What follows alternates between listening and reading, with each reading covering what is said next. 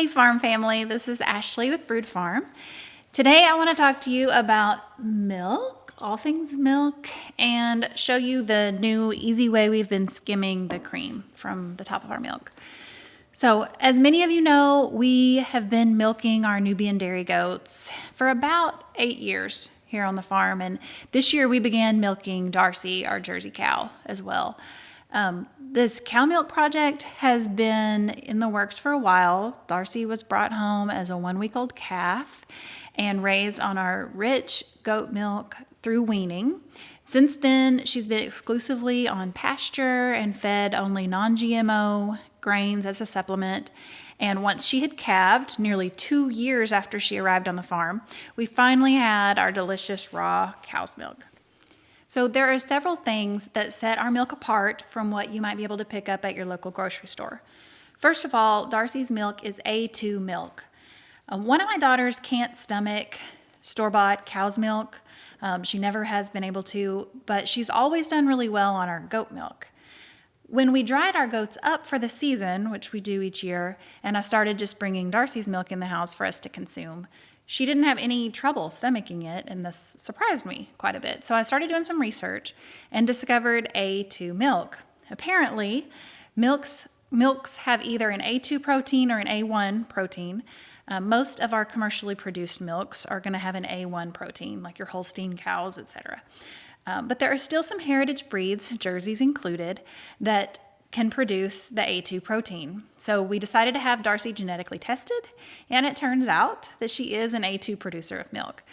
This is great. You know, a lot of people think that they may be lactose intolerant, and if you're self-diagnosed, but actually you may just be A1 protein intolerant.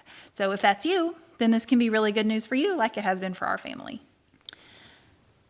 Another thing that sets our milk apart from what you might be able to pick up at the store is that it is sold as a raw milk. Milk contains bacteria. Some bacteria passed on to us through sick animals can be harmful to us. Other bacteria is great for us and our gut health, like, say, yogurt. All milk sold through our supermarkets is pasteurized, meaning it's been heat treated to remove bacteria. The upside of pasteurization is that it reduces the risk of causing human illness, even if the animal that produced the milk is sick itself. The downside is that most or all, in the case of ultra-pasteurized milks, of the bacteria is killed in the process, both beneficial and harmful bacteria alike. The end result is a substance that was once living and full of good-for-us stuff is now dead. So ultra-pasteurized milk is like chalk water. Most companies add back in some good for us stuff like the vitamin D added milks that you see, but all of the original good for you stuff is gone. That's all dead. Obviously, raw milk versus pasteurized milk is a hotly debated topic. Google it and you'll see what I mean. Our opinion here at the farm is that if our animals are happy and healthy, which we work daily to see to it that they are, then we're going to opt for the health benefits of raw milk. Obviously, our customers do too. We encourage anybody considering raw milk to do some research on your own and come to your own conclusions. Now, laws regarding the sale of raw milk vary from state to state. Here in Arkansas, raw milk may only be sold from the farm where it's produced. This is why you'll never see it alongside our berries, soaps, eggs, and other products in our farmers market booth. While this does ask more of the consumer to make a trip out to the farm, it's a law designed with the consumer in mind.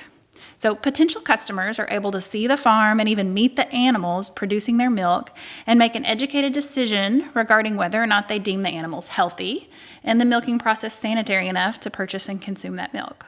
Here at Brood Farm, we love connecting people to their food. So we welcome all potential milk customers to ask any and all questions you have about the care of our animals, or even schedule a tour of our milking facility or be here for a milking session so you can see firsthand all that goes into producing that lovely jar of milk. So there are lots of things that set our milk apart from store-bought, but just give you one more for today. Amazing cream. So we all know our grocery store milk options. Basically, you got whole, 2%, or skim. And this is, of course, to do with the fat content in your milk. So skim has had the fat mechanically removed. 2% leaves enough of the fat to equal 2% of the total milk volume. So what is the fat percentage of store-bought whole milks? It tends to be like between 4 and 5%. So let's check out Darcy's milk.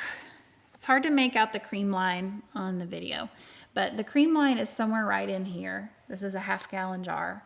So what is that percentage? I don't know, 20, 30% cream. So that's a really high fat content. Our store-bought milks have been mechanically homogenized so that the cream doesn't separate like this and rise to the top, like it does with Darcy's milk. But the amazing thing about raw cow milk is that that cream separation allows you to control how much fat you want left into your milk. So there are some contexts in which I'm going to use a full fat milk here in the farmhouse. I would use it for cheese making, obviously, yogurt making, and also any kind of baking, like cornbread with whole fat milk. It's delicious. But for our just standard drinking here at the farm, we go ahead and skim our milk and to something closer to like a store-bought whole, so more like a 4% or so fat content. And that leaves us with milk and also a bunch of raw cream that we can turn into other yummy things like butter. Check out our YouTube video about how to do that. Or, homemade creamer for our coffee, any number of things you can do with that cream. It's delicious. Put it in a soup. We used to skim our cream using a small measuring cup where we'd scoop across the top of the milk. Now I've switched to a turkey baster method that I just think is a little bit easier. So this is a turkey baster that I picked up at Walmart for $2 and something. Y'all know how this works. So you just insert into the top.